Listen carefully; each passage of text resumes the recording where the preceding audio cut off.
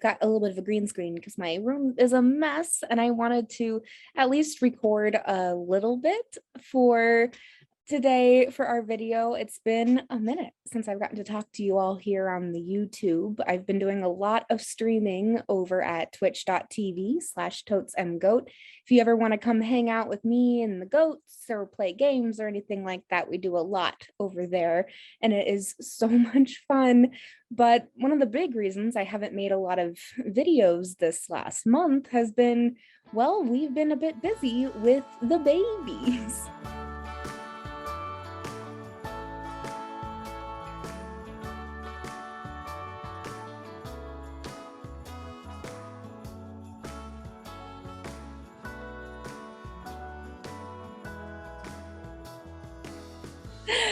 So you probably saw, I'll link it somewhere, the video with Olaf and Elsa, who are just so cute and so precious, and I'm so obsessed with them.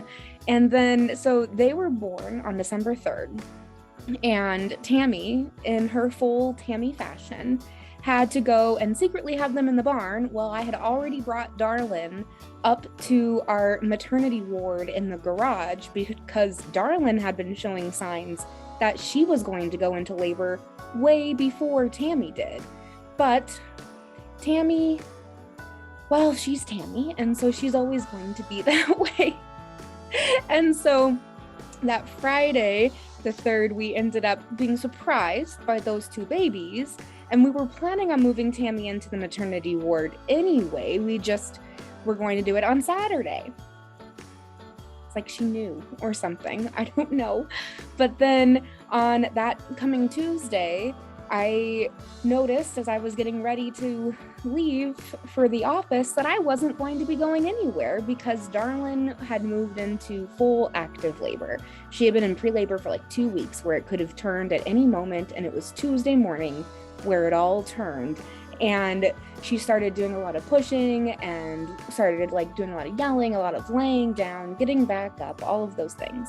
So Tammy has always been a really easy labor. And so similarly, both when she had Sven and Kristoff in February, and then now with Olaf and Elsa, she either has her kids when I'm not here or she does it secretly in the barn, but she doesn't ever have any problems. With Darlin, though, I knew that she had had some difficult labors in the past. I had a feeling she might have triplets. I really wanted to be there, and I'm so glad that I was. So this is not necessarily an informational how-to on assisting in giving birth for goats, but a little bit of my experience anyway. So I have been a goat herder, goat farmer, hobby goat farmer for about a year and a half? Not that long, honestly, in the grand scheme of things. And I have consumed a lot of goat information. I do a lot of reading, a lot of like web forums, all kinds of stuff. And so one of the things I knew is that you don't want to let your goat be pushing for more than 15 to 20 minutes because they start to get tired.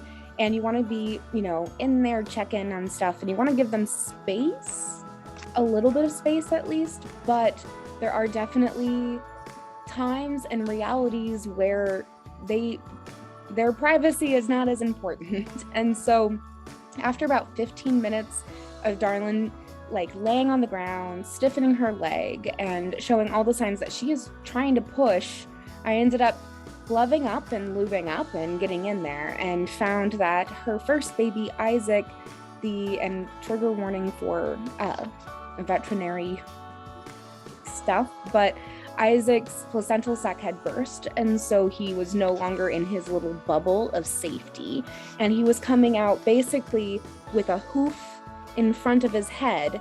And normally you do want them to be sort of like both hooves out first and the nose, but he was really stuck, and so I did end up having to assist her and help pull him out. And once he was out, the other two babies came so easily. Darlin was exhausted, but they did not care. So Isaac, who is the first baby, the firstborn, the one that I had to pull out all myself, He is the little guy with the black pants, the little suspender looking outfit with his fur. And then Steven, who was second, is our brown and white big boy. He is so much fun, and already he's only a few weeks old, but he's running around and playing with Olaf, and they're playing King of the Castle on top of all the little things and toys in the pen. It's so cute. And then our last little baby, the youngest, is Raya, and she's got the black on her shoulders and gray on her rear, and they are all just so precious and amazing. And so after she cleaned them up to the best of her abilities, she ended up letting them eat, and they did such a good job, and they were so wibbly wobbly those first few hours.